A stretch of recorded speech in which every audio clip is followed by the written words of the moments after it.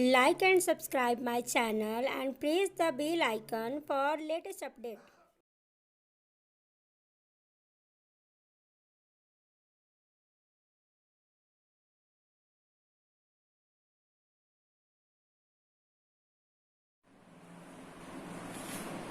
Good morning students. संकल्प शैक्षणिक संस्थान के यूट्यूब चैनल में आप सबका हार्दिक स्वागत है। आप लॉकडाउन के दौरान घर पर हैं, इसलिए आपको ये वीडियो बना करके दिया जा रहा है ताकि आप घर पर बैठ करके इसका अवलोकन करें, ढंग से पढ़ें। अगर वीडियो आपको अच्छी लगती है तो इसको आप लाइक करेंगे, शेयर करेंगे और हमारे चैनल को सब्सक्राइब करना नहीं भूलें। चलिए, आज 9th क्लास का टॉपिक लेकर के हम आए हैं सेकंड। फर्स्ट हमने पढ़ा दिया आपको। आज हम लोग पढ़ेंगे 9th क्लास में साइंस का जीव विज्ञान का चैप्टर नंबर 2। ये लेसन 2 है जिसमें हम लोग पढ़ेंगे। हालांकि ये लेसन में 3-4 वीडियो बनेगा, पार्ट वाइज पढ़ेंगे हम लोग क्योंकि बड़ा लेसन है। तो सबसे पहले उत्तक क्या है इसके बारे में हमको समझना है, क्योंकि पहले लेसन में हम लोग पढ़ चुके हैं फंडामेंटल यूनिट्स ऑफ लाइफ, यानी जीवन की जो मौलिक इकाई है क्या है, कोशिका। आप ये जान चुके हैं कि कोशिका जीवन की मूलभूत इकाई है और कोशिका से ही समस्त जीवों की शरीर की रचना हुई है। अब हम लोग सीरियली कैसे हुई है इसी को पढ़ेंगे। तो कोशिकाओं का समूह, एग्रीगेशंस ऑफ सेल्स, यानी कोशिकाओं के समूह जिनकी उत्पत्ति समान हो, ओरिजिन समान हो और वो समान कार्य करते हो, इस पर ध्यान रखना है। समान उत्पत्ति और समान कार्य करने वाली वैसी कोशिकाओं का समूह जिनका ओरिजिन एक हो, जिनका फंक्शन एक हो, यानी समान कार्य समान उत्पत्ति को संपादित करने वाली कोशिकाओं के समूह को हम क्या कहेंगे, उत्तक कहेंगे, टिश्यू कहेंगे। समान उत्पत्ति, ये 2 पॉइंट याद रखना है, समान उत्पत्ति और समान कार्य। समान उत्पत्ति, same origin and same function. समान उत्पत्ति और समान कार्यों को संपादित करने वाली कोशिकाओं के समूह को क्या कहेंगे, उत्तक कहते हैं। अब ध्यान देना है क्योंकि आप जानते हैं कि लिविंग बींग्स में प्लांट और एनिमल दोनों आते हैं, तो दोनों की शरीर की रचना कोशिका से है, यानी दोनों की शरीर की रचना किससे है, उत्तक से है। आप जानते हैं कि कोशिकाओं के समूह को उत्तक कहते हैं। उत्तक से अंग बनता है, अंग से अंग तंत्र बनता है, अंग तंत्र से व्यष्टि का निर्माण होता है। तो यहां पर हम लोग स्पेशली टिश्यू के बारे में पढ़ेंगे कि कोशिकाओं के समूह जिनकी ओरिजिन समान हो, जिनकी उत्पत्ति समान हो और वो समान कार्य करते हैं, उन्हें हम क्या कहेंगे, उन्हें हम टिश्यू कहेंगे, उन्हें हम उत्तक कहेंगे। अब पौधे और यानी पादप और जंतु, इस चैप्टर में आपको दोनों के बारे में पढ़ना है। स्टेप बाय स्टेप हम बताएंगे आपको कि पादप उत्तक और जंतु उत्तक में भी कुछ अंतर है। जैसे आप पढ़े हैं प्लांट टिश्यू और एनिमल टिश्यू में जो अंतर है इसको हम बताएंगे, लेकिन आप पहले वीडियो में देखे होंगे सेल में जो हमने पढ़ाया है आपको कि पादप कोशिका और जंतु कोशिका में क्या अंतर है। उसी तरह से जब कोशिका में कुछ अंतर है तो उस पौधे के उत्तक में भी अंतर होगा और जंतु के उत्तक में भी अंतर होगा। क्या अंतर है, तो देखिए 2-3 मूल डिफरेंसेस है। क्या है कि पादप की कोशिकाएं जीवन पर्यंत विभाजित होती हैं। ये मैंने मेन डिफरेंस है।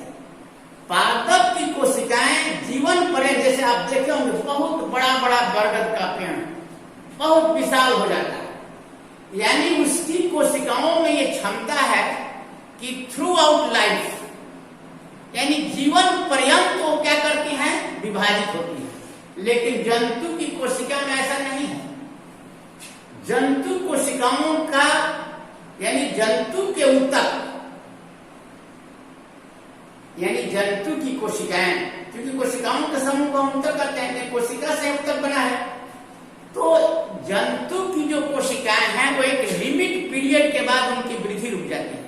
इसीलिए आप देखेंगे 18, 19, 20 वर्ष के बाद जीव अब उसकी ऊंचाई नहीं बढ़ती है, उसका लेंथ नहीं बढ़ता है। लेकिन पौधों को देखिए, वो हमेशा बढ़ता जा रहा है, बढ़ता जा रहा है, बढ़ता जा रहा है थ्रू आउट लाइफ। लेकिन जंतुओं में क्या होता है कि उनकी वृद्धि एक लिमिट के बाद रुक जाती है, यानी जीवन पर्यंत नहीं होती। ये मूल डिफरेंस है। दूसरा डिफरेंस क्या है कि पादप यानी पौधे ज्यादातर स्थिर रहते हैं एक जगह। कुछ सवाल वगैरह को छोड़ करके कुछ एक कोशीय सवाल हैं, लेकिन अधिकतर पौधे स्थिर होते हैं, तो उन्हें कम ऊर्जा की आवश्यकता है। पौधों को स्थिर रहना है, उन्हें मूवमेंट ज्यादा नहीं करना है। जंतु को क्या करना है, बहुत ज्यादा भाग दौड़ करना है, उन्हें मूवमेंट ज्यादा करना है, तो उन्हें ऊर्जा की ज्यादा आवश्यकता होती है। तो उनकी कोशिकाओं का जो फंक्शन है उनमें ज्यादा ऑक्सीडेशन होगा, ज्यादा ऑक्सीकरण होगा, ताकि उन्हें ज्यादा ऊर्जा प्राप्ति हो। तो ये मूल डिफरेंसेज है पादप और जंतु ऊतक। सबसे पहले इसमें हम शुरू करने जा रहे हैं कि ऊतक जो पादप होंगे और जंतु, इन दोनों को हम लोग पढ़ेंगे। लेकिन आज के वीडियो में हम ये बताएंगे पादप ऊतक के बारे में। पादप ऊतक जो है ये प्लांट टिश्यूज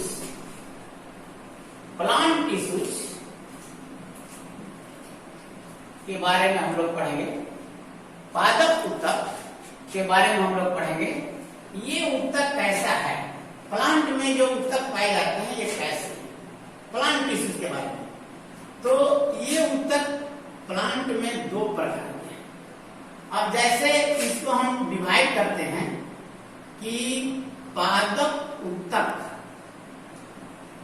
को यदि हम क्लासिफाई करें तो सबसे पहले हो जाएगा विभिजियोतकी, और दूसरा हो जाएगा अस्थायी। विभिजियोतकी को हम 3 भागों में बांट देते हैं।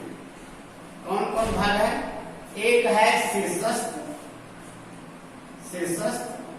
दूसरा है अंतर्वेशी, और तीसरा है पार्श्वस्थ। और अस्थायी ऊतक में 2 हो गया, एक सरल और दूसरा सरल अस्थायी ऊतक और जटिल अस्थायी। अब जटिल में 2 हो जाएगा, एक हो जाएगा जाइलम और दूसरा हो जाएगा फ्लोएम। जटिल ऊतक ये समरी है कि पादप ऊतक को 2 भागों में बांट दिया, विभिजियोतकी और अस्थायी। यहां पर हमने लिखा है विभिजियोतकी और अस्थायी। विभिजियोतकी ऊतक इसके पोजीशन के आधार पर कि पौधों में ये कहां पाए जाते हैं, उनके पोजीशन के आधार पर इसको हम 3 भागों में बांट रहे हैं, शीर्षस्थ, अंतर्वेशी और पार्श्वस्थ। दूसरा है अस्थायी ऊतक, सरल और जटिल। सरल में क्या होगा, इसको हम 3 तरह का होगा। सरल में एक होगा पेरेनकाइमेटस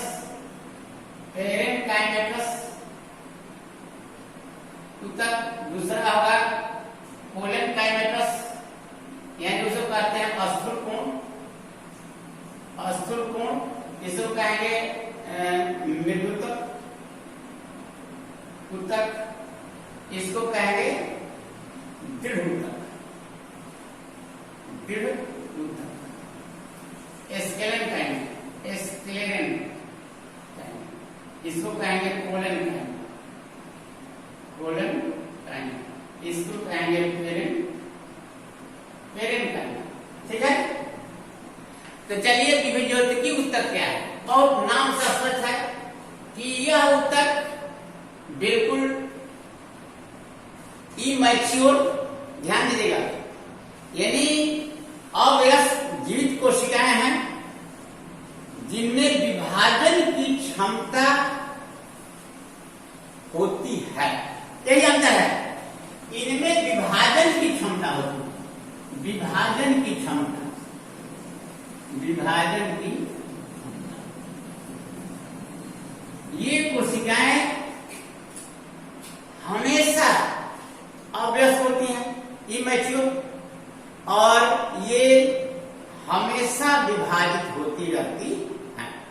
जैसे आप प्याज ले लीजिए और घर पर पानी में थोड़ा सा उसको रख दीजिए प्याज, तो देखिए उसका जड़ जो निकल रहा है, उसका जो प्याज का टिप है, ये मान लीजिए प्याज है, ये जड़ है इसका, ये प्याज का, तो इसके जड़ के टिप को आप क्या कीजिए, ये जड़ रूट निकला हुआ है, लेकिन जड़ है प्याज, इसके यहां से काट दीजिए, देखिए अब इसका वृद्धि रुक जाएगा। या गार्डनर माली क्या करता है, पौधे को झाड़ी युक्त बनाने के लिए क्या करता है कि उसका ऊपर का जो जड़ है इसको काट देता है, यहाँ से ब्रांचिंग बन, यहाँ से। तो द्विबीजोत्तकी उत्तक वह उत्तक है जिनमें कोशिकाएं जीवन पर्यंत हमेशा विभाजित, यानी वह कोशिकाएं जिनमें विभाजन की क्षमता हो, उसे कहेंगे द्विबीजोत्तकी उत्तक। अब द्विबीजोत्तकी उत्तक को यानी मेरिस्टेमेटिक टिश्यू को हम 3 कैटेगरी में बांट सकते हैं। इनकी स्थिति के आधार पर पौधे में कहाँ पाए जाते हैं, यहाँ पर हमने डायग्राम बनाया है। इनके स्थिति के आधार पर हम इनको 3 भाग में बांटते हैं। एक जो तने और जड़ों के शीर्ष भाग पर जो पाए जाते हैं, याद रखना, तने और जड़, क्या ये शीर्ष भाग पर पाए जा रहे थे, इसको कहेंगे एपिकल या शीर्षस्थ। इसको क्या कहेंगे, एपिकल, जिससे या तो तने की लंबाई बढ़ेगी यदि तना में है तो, और जड़ में है तो जड़ की लंबाई बढ़ेगी। दूसरा है पार्श्वस्थ, ये देखिए लेटरल साइड में पौधे के पार्श्व भाग में, ये पार्श्व भाग में पाया जा रहा है, ये पार्श्व भाग में पाया जा रहा है, लेटरल भाग में। इससे पौधे की मोटाई, गर्थ, विड्थ जिसको कहते हैं, यही कैम्बियम जो बनता है, जो पौधों में द्वितीयक वृद्धि होगी और कैम्बियम जो बनेगा, जाइलम और फ्लोएम के बीच में रिंग बनता है, उस रिंग को गिन करके हम पता कर लेते हैं कि पौधे कितने वर्ष का है। तो पौधे की चौड़ाई यानी मोटाई कहिए उसको बढ़ती है, किसके कारण से, ये पार्श्वस्थ। और ये जो इसके जो नोड, दोनों नोड के बीच में यानी इंटर नोड, एक नोड से दूसरे नोड के बीच में जहां से की ब्रांचिंग होती है, जहां से पत्तियां निकलती है, जहां से शाखाएं निकलती है, वहां पर जो ये पाई जाती है, इनको क्या कहते हैं, अंतर्वेशी, इंटरकाइलरी। ये हो गया लेटरल, दैट इज लेटरल, ये हो गया इंटरकाइलरी, इंटरकाइलरी। तो इस आधार से हम ये कहेंगे कि द्विबीजोत्तकी उत्तक ये 3 प्रकार का हो गया। एक हो गया शीर्षस्थ, जो पौधे के शीर्ष भाग पर यानी तने के शीर्ष पर और उसके जड़ के शीर्ष पर पाया जाता है, जिससे लंबाई बढ़ती है। अंतर्वेशी, ये जो पौधे का इंटर नोड है, 2 नोड के बीच में जहां से की शाखा निकलती है वहां पाई जाती है, जहां से ब्रांचिंग होता है। और ये पार्श्व भाग में जैसे पौधे की मोटाई बढ़ती है। तो द्विबीजोत्तकी उत्तक में पहला हम लोग पढ़ लिया ये पादप ऊतक में पहला पढ़ लिया हम लोग विभज्योतकी। दूसरा है अस्थाई परमानेंट। अब दोनों में कई पूछ जाता है कि विभज्योतकी और अस्थाई ऊतक में क्या अंतर। विभज्योतकी यानी जिसमें विभाजन की क्षमता हो, और अस्थाई ऊतक इन्हीं विभज्योतकी ऊतक से जो कोशिकाएं विभाजित होती हैं, वह कोशिकाएं एक विशेष आकार धारण कर लेती है।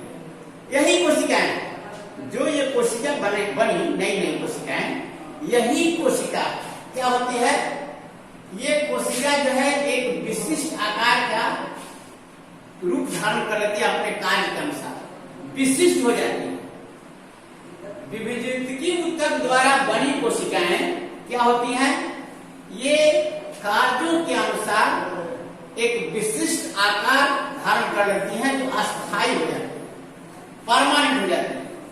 वो विभाजित नहीं होती हैं, ध्यान देना, इनमें विभाजन की क्षमता नहीं होती है, लेकिन ये क्या होती हैं, ये विभज्योतकी ऊतक जो है, ये विभाजन की क्षमता इसमें नहीं है, लेकिन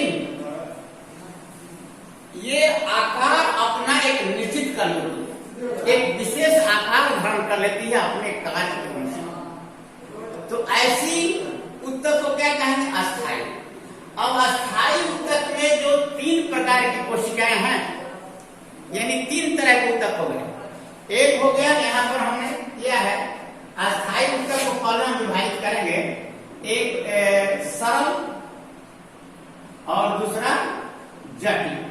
ध्यान दीजिएगा, सरल अस्थायी ऊतक और जटिल अस्थायी। सरल को भी हम 3 भागों में बांटते हैं।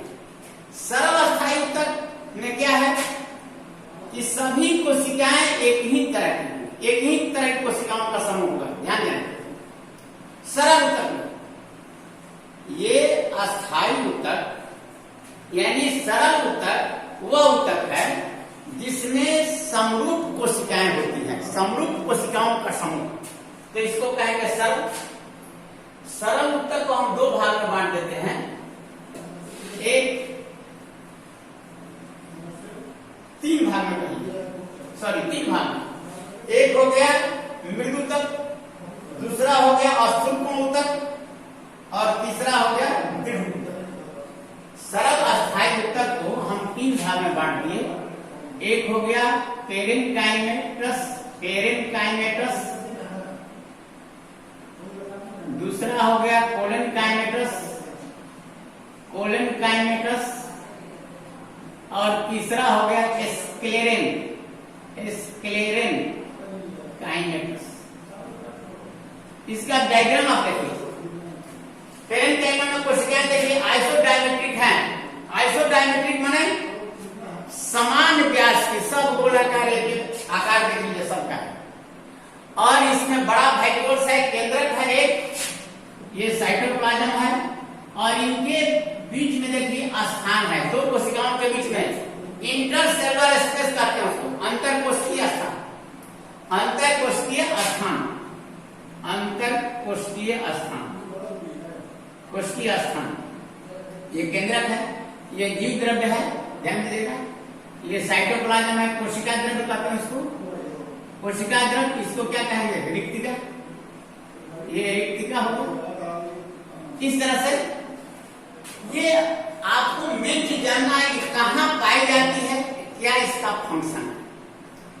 ये यदि इनमें क्लोरोप्लास्ट भी पाया जाता है। अब देखिए, यही कोशिकाएं अगर यदि जलीय पौधा है तो उनमें देखिए एरेनकाइमा इसको कहेंगे, एरेनकाइमा। अगर उसमें क्लोरोप्लास्ट ज्यादा मात्रा में है जो भोजन का निर्माण करते हैं तो क्या कहते हैं, क्लोरेनकाइमा। पेरेन्काइमा भी हो जाएगा एरेनकाइमा, दूसरा हो जाएगा क्लोरेनकाइमा, क्लोरेनकाइमा जो अधिकतर प्रकाश संश्लेषण करती है। एरेनकाइमा में एयर देखिए, यहां पर देखिए ऐसा हो जाता है, इसमें एयर कैविटी बन जाती है, जिसमें स्पंज जैसे आप देखेंगे जलकुंभी को दबाते हैं ऐसा, यानी उसमें हवा भरी जो उसको क्या करता है, तैरने में, फ्लोट करने में मदद करता है। तो ये ऊतक है पेरेन्काइमा। ये अधिकतर कहां पाई जाती हैं? पौधे के एपिडर्मिस, जो आप देखेंगे। और इनका मुख्य कार्य है भोजन का निर्माण और संचय करना। संचय करना, पौधे को देखिए फ्लोटिंग करने में मदद कर रहा है, भोजन का निर्माण और संचय का कार्य ये करता है। दूसरा देखिए यहाँ पर ये कोशिकाएं हमने दिखाया है, कोलेनकाइमा इसको कहते हैं, कोलेनकाइमा। इसका नाम है अस्थूल कोण ऊतक। इसके नाम से यह स्पष्ट है, अस्थूल। यहाँ पर देखिए ये जमा हो रहा है किसका, ये मोटा हो जाए, अस्थूल हो जाता है कॉर्नर पर। इसका जहां जहां इसका कॉर्नर है, कोने पर किसका जमाव है? कोलेनकाइमा का जमाव किसका है? कोलेनकाइमा पर। कोलेनकाइमा जो है इसमें जमा होता है मेन चीज सेलुलोज का, याद रखेगा। यहां पर सेलुलोज का जमाव है, सेल्यूलोज।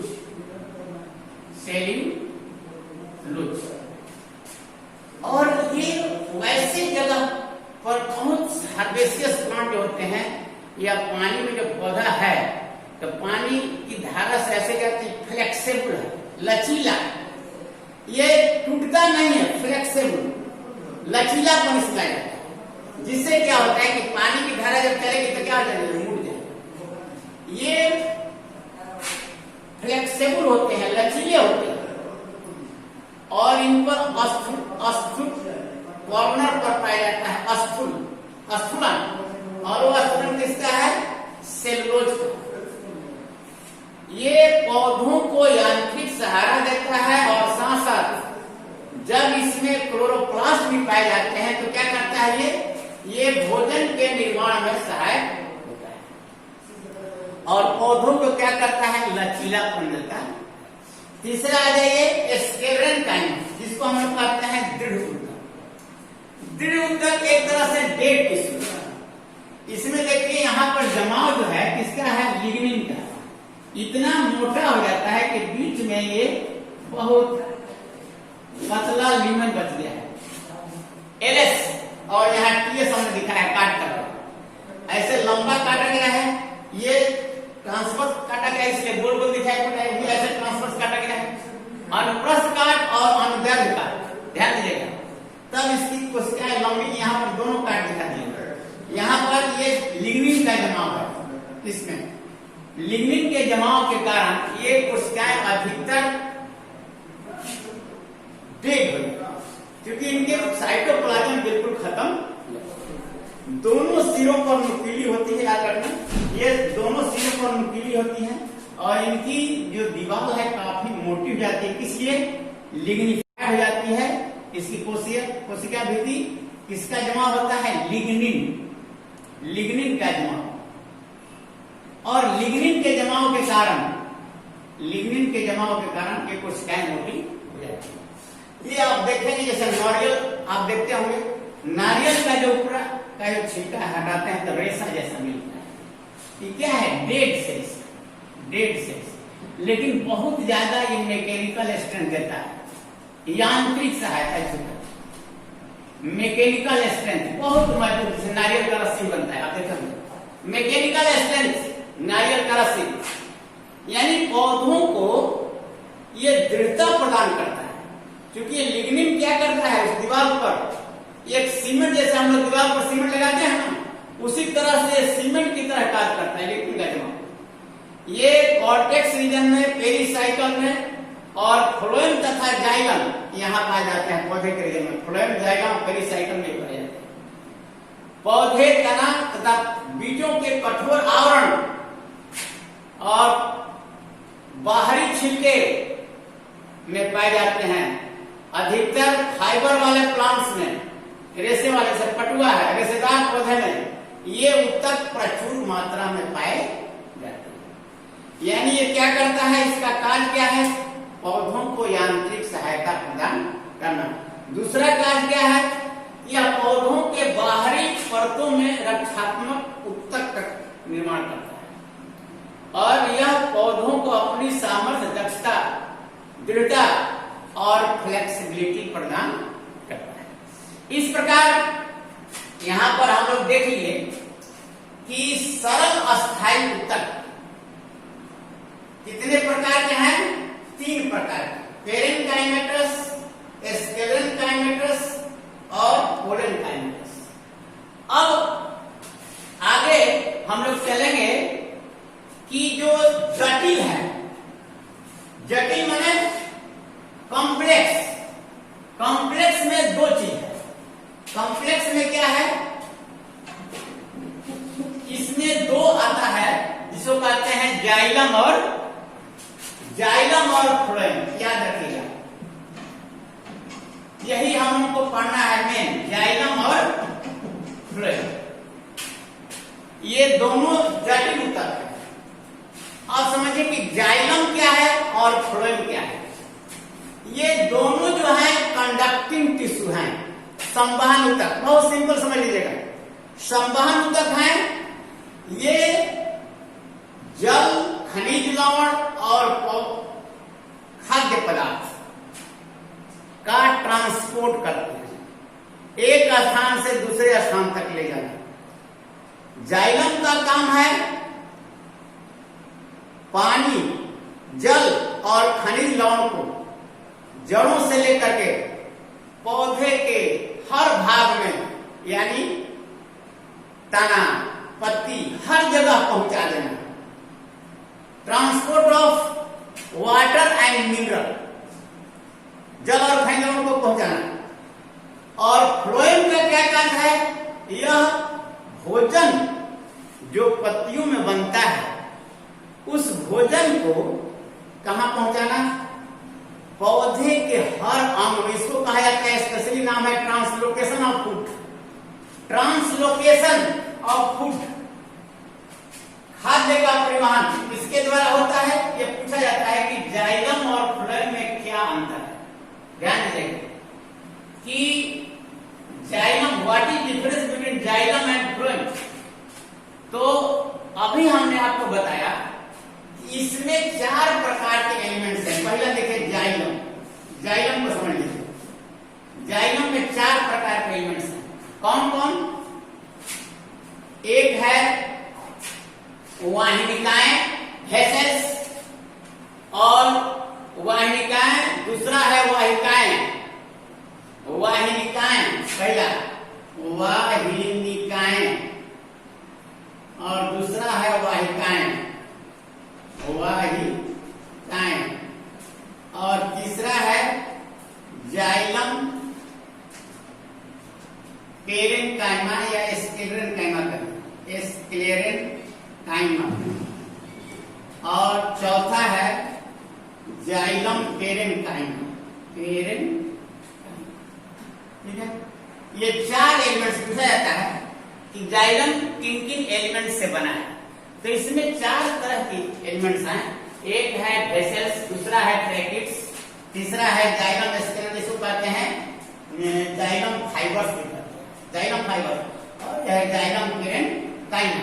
तो जाइलम पेरेनकाइमा यही एक ऐसा है जो क्या होता है, सजीव, जीवित कोशिका। बाकी जो है क्या है, ये सभी मृत हैं।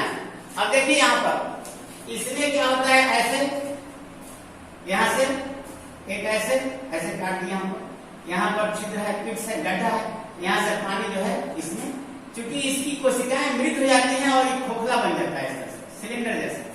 तो ये क्या हो जाता है, कंटिन्यूअस चेन बना लेता है, ट्यूब जैसा, नली जैसा।